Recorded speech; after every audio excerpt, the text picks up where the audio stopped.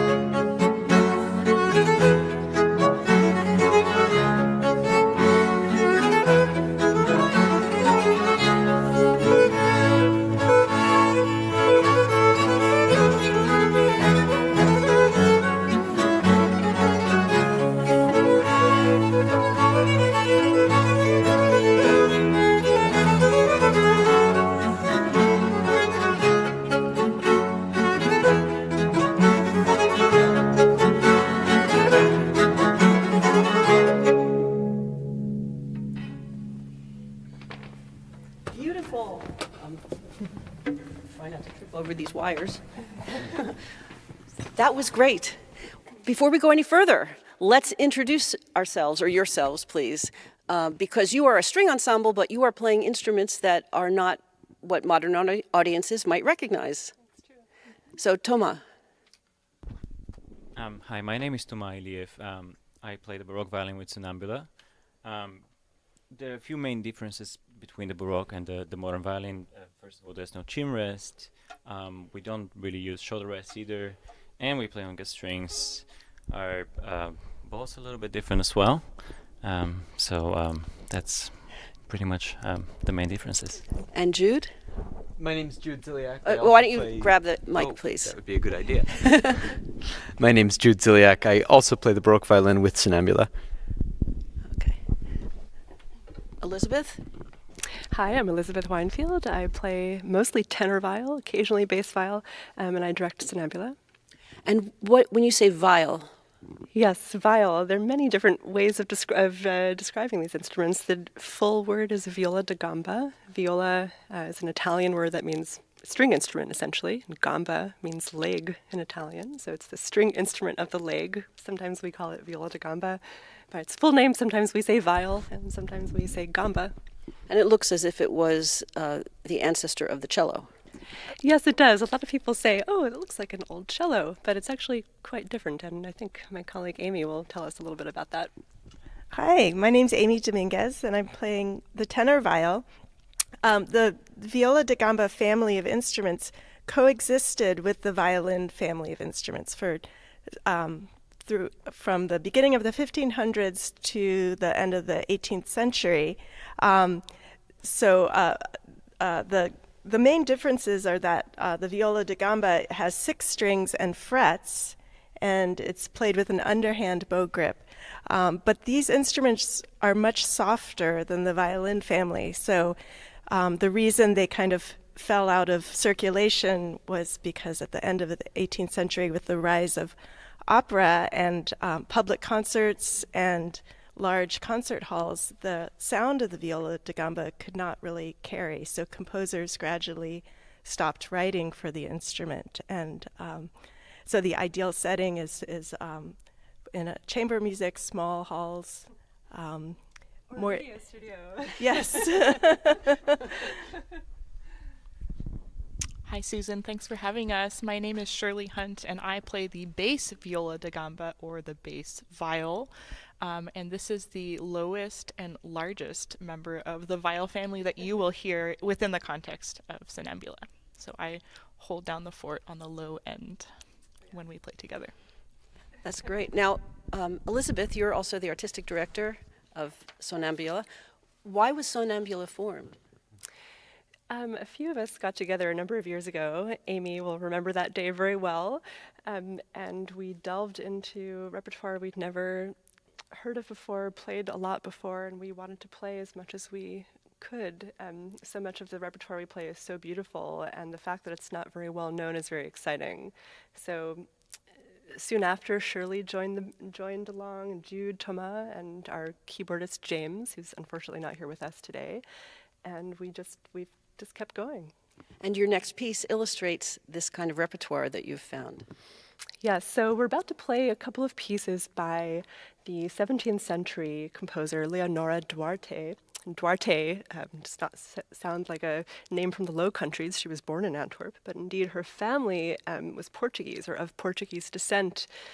She was a converso, which means that her family were originally Jewish, but they converted, as so many people did, to Catholicism by threat of death upon exile. Born into, on paper at least, a Catholic family, a very well-to-do mercantile family. They were jewel merchants and art collectors, and she clearly had access to a tremendous education, and we have this document left from her. She's left 7 brief sinfonia. We've just recorded them, actually. The CD will come out on June 7th of this year. And we'll play now 2 pieces of hers for you.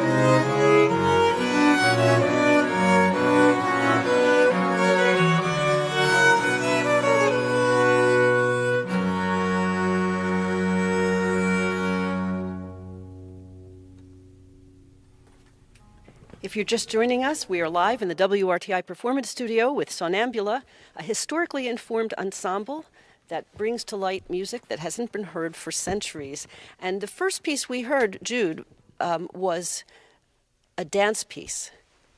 And the second piece we just heard was by Leonora Duarte.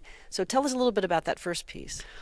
The first piece was a dance. The form of the dance is called the Boureé, which is a sort of rural stomping dance from the Auvergne region of France. And we're going to play that Boureé along with a number of others in our program with Pifero this week.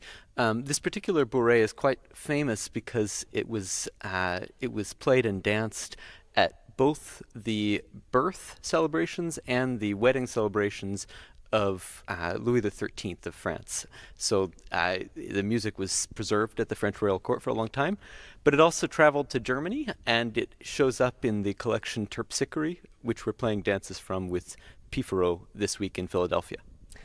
Wow. And Elizabeth, the music of Leonora Duarte where would that have been played? That's a great question. Likely in the Duarte's living room or in their Kunstkammer, their collection of art and objects and musical daughters and sons. It was a domestic music. She, as a Jew or converso, and a woman, probably more importantly for the history, because Antwerp was in some ways quite open.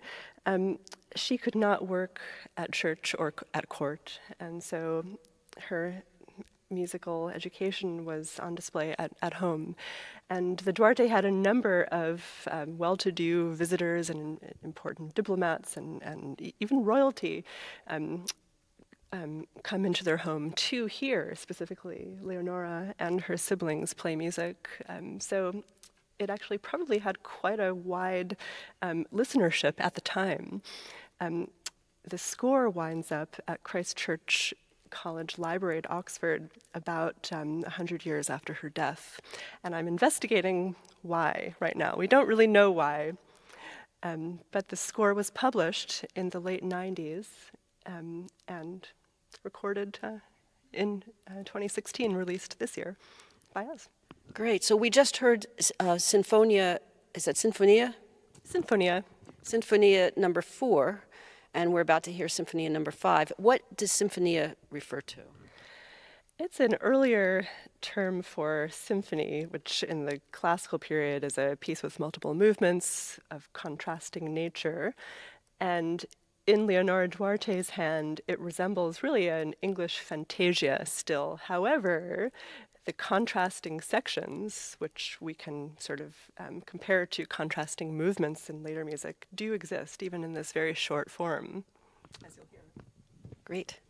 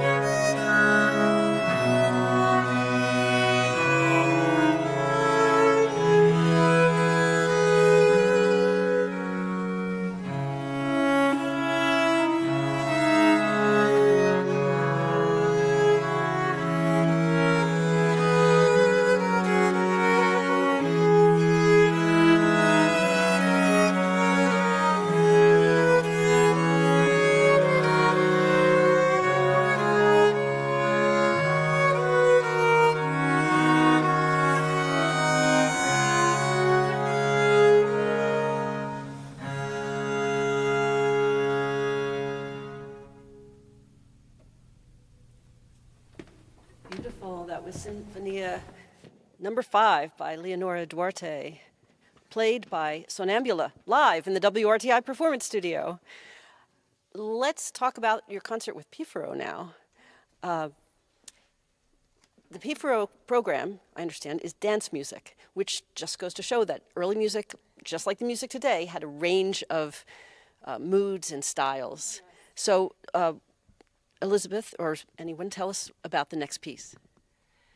Well, we're playing a selection of dances from a collection called Terpsichore by Pretorius, and likely some contemporaries. pass it on to Jude. I think Jude's going to talk a little bit about all the different kinds of dances we're going to play. Sure. In addition to the Boureé.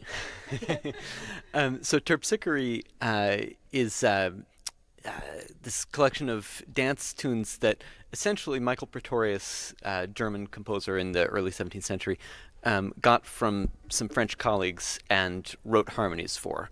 Almost none of the melodies are by him, but he wrote a lot of music that's in it nevertheless, just the lower voices basically. It's a pretty encyclopedic collection of different dance types. The second piece we're going to play right now is a Pavana, which means a dance from Padua, which is basically a kind of walking dance, followed by a fast rustic dance called a Galliarde or Galliarde, which is Italian for robust. Before that, we'll play an Almaine, which is an English. Well, actually, it means German, oddly enough, but this particular one is English, and it's a very straightforward, very sturdy kind of dance, but it was done at court, so it's got a sort of sturdy rusticity about it, but it's kind of ennobled by beautiful contrapuntal writing by this composer, Alfonso Ferrabosco II, who, despite his name, was English. Yes. Okay.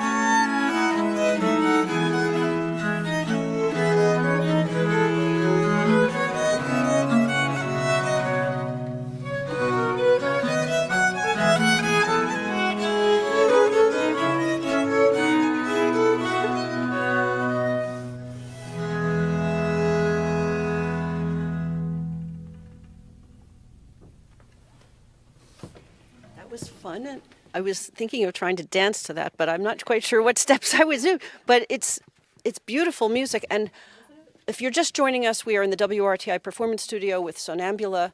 They have been giving us highlights of their upcoming concert with Pifaro, the Renaissance Band, as well as selections from their new CD, the complete works of Leonora Duarte, which will be released June 7th.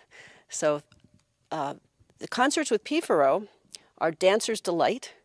They take place on Friday, March 15th at 7:30 at the Philadelphia Episcopal Cathedral, Saturday, March 16th at 7:30 at the Presbyterian Church of Chestnut Hill, and Sunday, March 17th at 3 p.m. at Christ Church Christiana 100 in Wilmington.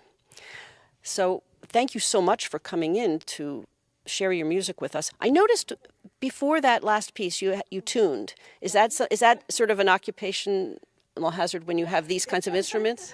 Yes, alas. And all the early music fans out there will be chuckling along with us at that question. Unfortunately, gut strings are very unstable, and because of the weather, especially in the winter when we're going from warm interiors to cold exteriors and humid interiors to dry exteriors, the gut doesn't always like that, although I have to say we're sounding pretty stable today. It's been a lot worse.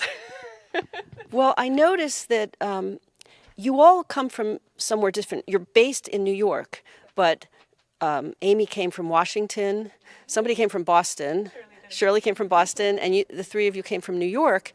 This must be something you're passionate about because you do all sorts of other things. What drives your passion to play this kind of music?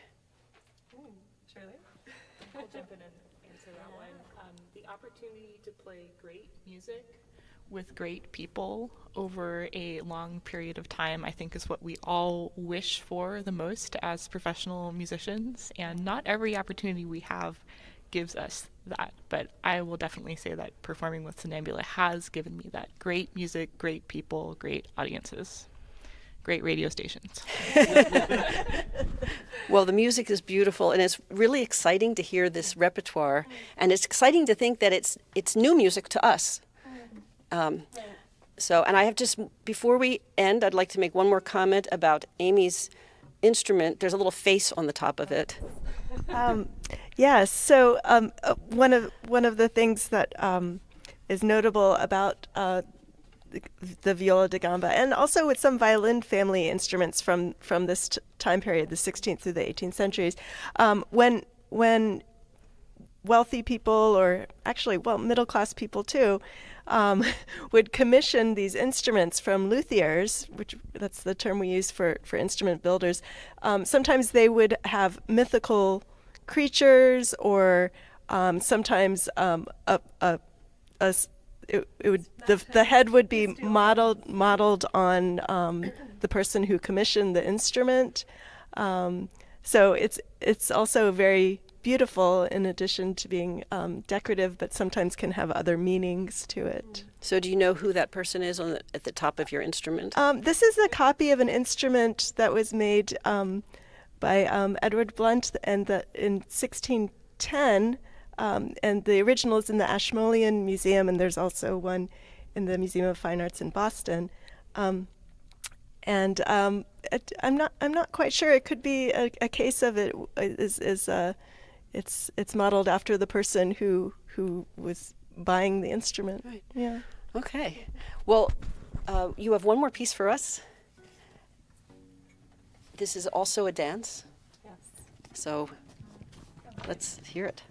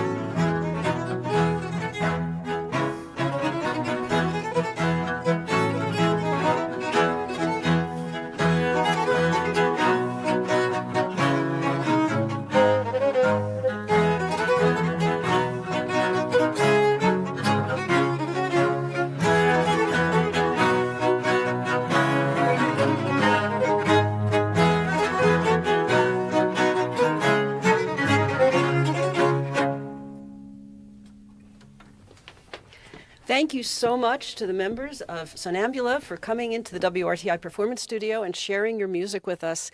Good luck with your concerts with Pifaro this coming weekend and the release of your new CD. And thanks so much for coming. Thank you. Thank you for having us. Back to you, Deb.